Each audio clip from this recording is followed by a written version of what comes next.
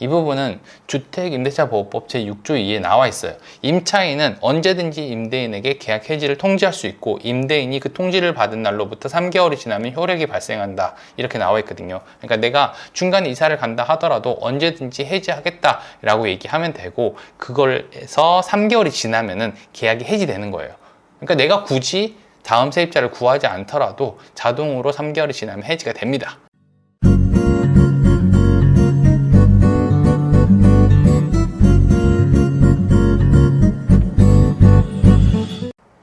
네, 안녕하세요. 반갑습니다. 버트농입니다. 오늘은 제가 집을 구해서 살다가 중간에 나가야 되는 경우가 생기잖아요. 그럴 때 어떻게 해야 되는지 이 부분에 대해서 좀 얘기를 해보도록 하겠습니다. 우리가 집을 살다 보면요, 중간에 이사를 가야 되는 경우가 생깁니다. 계약 기간은 2년을 했지만 중간에 1년만 살다가 나가야 되는 경우도 있고, 그보다 더 짧게 살다가 나가야 되는 경우가 생겨요. 전세나 월세 상관없이 이렇게 되면은 이사를 가야 됩니다. 근데 저 같은 경우는 집을 중간에 이사 가시는 분들을 되게 많이 보는데 사정이 다 다르거든요. 직장을 옮기는 경우도 있고, 혹은 학교 때문에 이사를 가는 경우도 있고, 집을 사서 이사를 가는 경우도 있습니다. 그래서 이렇게 여러 가지 상황들이 생기는데, 이게 계약 기간에 맞춰서 이루어지는 게 아니다 보니까 중간에 이사를 나가게 됩니다. 그래서 계약 기간이 남았을 때는 어떻게 해야 되는지 한번 볼게요. 첫 번째로 이걸 보려면 내 상황에 대해서 정확하게 알아야 되는데, 계약에는 두 가지 종류가 있거든요. 처음 계약을 한 경우가 있을 수 있고요, 그 다음에 재계약을 한 경우가 있을 수 있습니다. 이렇게 두 가지로 좀 나눠서 봐야지 내 상황에 맞게 확실하게 확인을 할 수 있습니다. 첫 번째는 처음 계약한 경우, 두 번째는 재계약한 경우, 이 두 가지로 나눠 볼게요. 자, 첫 번째, 내가 처음 계약한 경우에 대해서 먼저 얘기해 볼게요. 이 경우에는 답이 하나입니다. 이 경우에는 무조건 계약 기간이 남았으면 다음 세입자를 내가 구해야 돼요. 이 계약이라는 건 하나의 약속이거든요. 그래서 내가 2년 동안 살겠다라고 계약을 했으면 2년 동안 사는 동안에는 집주인이 나한테 중간에 보증금을 돌려줄 이유가 없습니다. 그리고 나는 월세를 내거나 전세 보증금을 계속 맡겨놔야 되거든요. 근데 중간에 내가 1년 정도 살다가 나가야 되는 상황이 생겼으면 집주인의 동의가 필요한 거예요. 자, 이렇게 동의를 구하려고 하면 집주인한테 손해가 없어야 되잖아요. 근데 내 보증금을 돌려주거나 월세를 안 받게 되면 집주인이 손해가 생기기 때문에 이거를 손해를 발생하지 않기 위해서 내가 세입자, 다음 세입자를 구해가지고 집주인에게 이 사람과 계약하시면 됩니다 라고 얘기를 하면 집주인은 손해볼 부분이 없잖아요. 그래서 그 부분까지 내가 중개 보수를 내는 것까지 부담을 하면서 다음 세입자를 구하게 되면은 이사를 할 수 있는 거죠. 그래서 처음 계약한 경우에는 이렇게 다음 세입자를 내가 구해야 된다, 그리고 중개 보수를 내가 부담해야 된다, 요것만 알면 계약을 해지할 수 있습니다. 이번엔 두 번째 재계약을 한 경우에 대해서 한번 볼게요. 재계약의 종류는 세 가지 종류라고 보면 돼요. 첫 번째가 묵시적 갱신, 두 번째가 계약갱신 청구권, 세 번째가 합의에 의한 경우거든요. 근데 여기서 1번, 2번은 계약을 해지하는 방법이 똑같다고 생각을 하시면 됩니다. 묵시적 갱신과 계약갱신 청구권을 사용한 계약은 해지하는 방법이 똑같아요.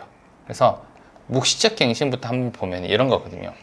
묵시적 갱신이란 계약 기간이 끝났지만 서로 의사표시를 하지 않아서 전과 동일한 계약이 연장된 것, 이거에 대한 거거든요.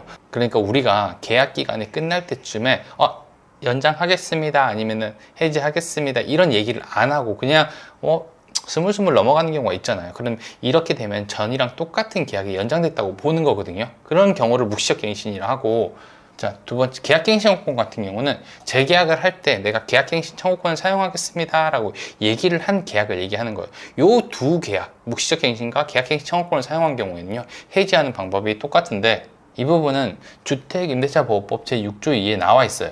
임차인은 언제든지 임대인에게 계약 해지를 통지할 수 있고 임대인이 그 통지를 받은 날로부터 3개월이 지나면 효력이 발생한다, 이렇게 나와 있거든요. 그러니까 내가 중간에 이사를 간다 하더라도 언제든지 해지하겠다 라고 얘기하면 되고, 그걸에서 3개월이 지나면은 계약이 해지되는 거예요. 그러니까 내가 굳이 다음 세입자를 구하지 않더라도 자동으로 3개월이 지나면 해지가 됩니다. 이때는 집주인이 다음 세입자를 구하거나 아니면 내 보증금을 돌려줘야 될 의무가 생기는 거죠. 쉽게 한마디로 얘기하면 3개월이 지나면요, 그냥 내가 만기가 된다, 이렇게 생각을 하셔도 돼요. 그래서 제가 재계약을 한 경우에는 이렇게 나눠가지고 1번, 2번을 따로 봤고요, 3번만 따로 보면 되는데, 이 경우에는 계약을 해지하는 경우가 되게 쉽죠. 묵시적 갱신과 계약갱신 청구권은 굉장히 쉽습니다. 근데 3번 합의에 의한 경우가 있는데, 이거는 사실 해지하는 방법이 다음 세입자를 구하는 거예요. 그러니까 처음 계약한 거랑 똑같은 거거든요. 합의에 의한 경우라고 하면은 이거는 집주인과 내가 계약 기간과 금액 등을 협의해가지고 한 계약이기 때문에 중간에 계약을 어길 수가 없습니다. 이 약속이기 때문에 2년간 혹은 1년간 우리가 계약한 기간 동안에는 반드시 살아야 되는 거거든요. 그래서 이 경우에도 처음 계약한 거랑 똑같이 계약을 해지하면 돼요. 그러니까 합의에 의한 재계약이다. 내가 합의에 의한 재계약이라고 하면요, 처음으로 다시 돌아가서 내가 다음 세입자를 구해야 되는구나, 내가 중개보수를 내야 되는구나, 이렇게 생각을 하면 됩니다. 근데 여기서 간혹 이런 경우가 있어요. 내가 합의에 의한 재계약을 했거나 처음 계약을 한 경우라고 하더라도 집주인과 협의를 해서 해지를 조건을 맞추는 경우가 있거든요. 예를 들어서 이런 경우죠.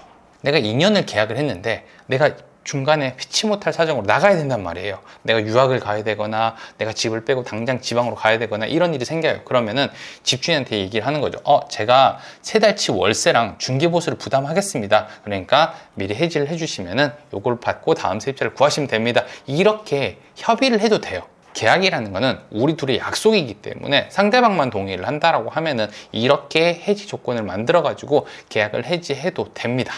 오늘은 계약을 해지하는 것에 대해서 내 상황에 맞게 어떻게 해야 되는지에 대해서 얘기를 했고요. 다음번에는 조금 더 재미있는 내용을 찾아오도록 하겠습니다. 구독과 좋아요, 알람 설정 꼭 해주시고요. 감사합니다. 저는 버튼홍이었습니다.